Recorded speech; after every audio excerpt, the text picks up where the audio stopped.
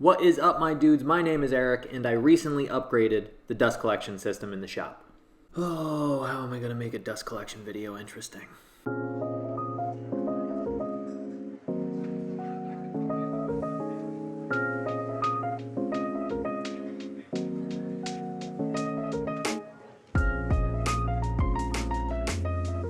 What is up, my friends? Thank you for joining me for yet another build. This time, I'm doing something a little bit different. Normally I try to make things that are visually interesting, just do project-based videos, but I thought this might be helpful for folks who are interested in upgrading their dust collection. So I guess we're gonna find out. So the first thing that I wanna say is dust collection is important, but it doesn't have to be expensive. Whatever you can do to lessen the amount of dust that's getting into the air and consequently into your lungs is the best thing that you can do. So whether that be a shop vac, which was my first dust collection system, a small canister that I used to have set up to my thicknesser, any of those things are great. Or just take your machines out into the driveway or outside somewhere onto a back deck and do your milling and machining out there to cut down on the amount of dust in an enclosed space. All of those are perfectly good options, and I would highly encourage you to do any and all of them if you have the ability.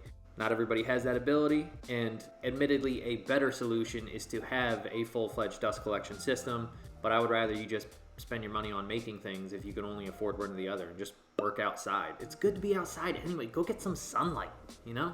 It's cold outside, put a jacket on. Do whatever you gotta do to be somebody who creates things. Now, the first step in this project was demolition. I do own a reciprocating saw, but I try to keep my personal tools and the tools that I have at the school shop where I teach separate as much as possible. Consequently, I did not have a reciprocating saw to use in the shop, so I started using a hacksaw and a mallet. That took forever, as you can imagine. After realizing that that was going to be a terribly inefficient way to break down the old piping, I just popped over to maintenance and borrowed their reciprocating saw. And as far as removing the old base unit, admittedly maintenance took care of that, so I have no idea what they did. It was a heavy son of a gun, so I don't know how they got rid of it. I just know that it got gone. Going tea today. Switching it up a little bit, mostly because I broke my French press. That was a sad day. Now it's time for a new unit to be installed. Now, I'll be honest with you, when I first started opening the packages and taking out all of the parts, I was a little bit overwhelmed by how many things were there. Like, there was just stuff everywhere. I had 2 full pallets of stuff. To be perfectly honest, part of the reason I was overwhelmed was because I just didn't really want to do it. This job didn't excite me, but it was a necessary thing to do. But I didn't really feel like doing it. Now, the instructions were very easy to follow, and once I figured out what all of the parts were and started putting them together, it did go together really quickly. The assembly of the main unit only took me a day to get everything together and in place. Now, on that note, the biggest issue that I had with this entire project was figuring out how to assemble the unit and get it into place. The instructions were to assemble the legs and the cone and then lift the motor and put it on top. There were a couple of issues with that. One, the motor is super heavy, so it was supposed to take 2 people, which I then took as a challenge to do it alone, because I'm that kind of human being. The other reason why I couldn't actually get that done is because this unit lives in the corner, so there are 2 walls here. And then just above the unit, actually at the height of the motor, there's piping to go to the heating unit, and then there's a light fixture. So even if I had the unit in place, there's no way for me to lift the motor above it and place it on, because those 2 things are boxing it in. Also, I couldn't put the motor on outside of that and move it in because the motor would obviously hit the pipe. The only solution that I could come up with was to actually assemble it on the ground horizontally and then lift it into place. The tricky thing about this was the motor, the head, those were all super heavy. The legs, no weight to them at all. So anytime you lifted it, it just wanted to slide out that way. And the first time I lifted it, it did not work because I tried to lift it and essentially just power clean it into position where I could push it up. Not so much. So what I ended up doing was I lifted it about chest high, slid a stool underneath, set it down, and then I could get under it and lift it into place. It worked. Was it easy? No. Was it the smartest thing I've ever done? Probably not, but it wasn't the dumbest thing I've ever done. I'll tell you that much. Hands down, so I'm okay with that. After that, it was starting to put ductwork together and assemble them, which at first was very difficult to figure out how to do as a single person.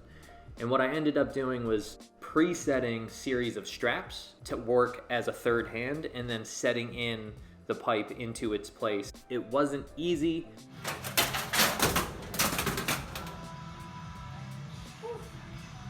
But once I figured out how to get it done, then it started to go together quickly. Another thing that I did that helped a lot was to pre-assemble as many units as I could. And what I mean by that is all of the branches that came down vertically, I would pre-assemble at the table and then lift and put into place and strap to the wall. That made life more efficient and just easier. Instead of working above my head all day, I would just work right here and then lift it up and put it into place and just have one unit that I had to take care of. And then once I started getting into the flow, things really went pretty quickly. It was pre-assembling long sections of pipe, running them across the wall, and putting them in place. One of the things that I had to do as a workaround that actually ended up being super beneficial in the end was creating these spacer blocks out of wood. The reason I had to do that, this building is at least 100 years old, if not older. Consequently, there's a lot of stuff on the walls. There's a lot of conduit, there's a lot of piping, there's just stuff on the walls everywhere.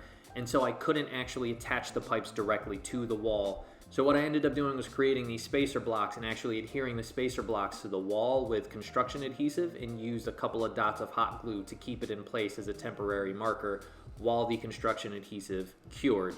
And then I could actually strap the pipe to the spacer block, which actually made life really easy. And if I were to do it again, I think that would just be my game plan from the beginning rather than hanging it to the wall with the straps. As I went through the process, I became more and more efficient and played with different ways to cut pipe. And what I learned down the road was that it was actually easier for me to pre-assemble the full 4-foot lengths and then cut them with an angle grinder and a grinding disc rather than try to cut them with tin snips. And who doesn't love sparks flying? Like, that just looks cool. People walk. I love doing that with my students, actually. Like, there's a metal rod I gotta cut and I'll take out the angle grinder and there's sparks flying all over the place. They're losing their minds. They're like, oh my God, something is happening. We're all gonna die because there's sparks. It entertains me. And once I got that under my belt, the rest of it went super quick. It was all just straight pipe running along the other wall with a handful of drop downs for the machines. There is another helicopter. That's 3 helicopters in like 15 minutes. What? Who died? So I had all of those straight pipes that ran from along the wall and just dropped down to the chop saw, the router table, the bandsaw, and the table saw, which made all of those assemblies super, super quick. And those just hang from the ceiling. So those got strapped up to the joists in the ceiling and just hang there. So that took no time at all. And then in the end, it was just time to preliminarily wire it up to make sure that everything was working properly as it should. And it was done.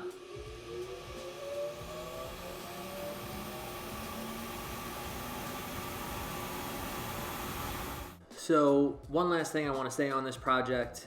Yes, it's boring, but it is a huge, drastic improvement from what was there before. I'm in there 8, 10, 12 hours a day. There are anywhere from 12 to 18 kids using machines at the same time, and cutting down on the amount of dust that's getting kicked up in the air is a huge health improvement for me and for the students. And equally, and I think just as importantly, is that ability to think about how to improve the workflow of the shop. So I'm really happy that I had the chance to experience what the old shop situation was like and rearrange, but also have the ability to redesign that space to make it more efficient and to make it a healthier space. So friends, thank you for watching yet another build. I know this one was a little bit different, but if it's something that helped you, make sure you leave a comment down below, because I usually try to do these project-based videos, which I find really interesting, but I don't know how helpful they are for people. So if something like this, a little bit more nuts and bolts, a little bit more practical advice is helpful for you all, please let me know so I can do more of them. Make sure that you like and subscribe, because that helps me out a lot on this platform. Make sure you're following me on the other social media platforms to stay up to date on what I'm doing. So thanks again for watching, and I will see you in the next video. Be warm and well fed. Peace.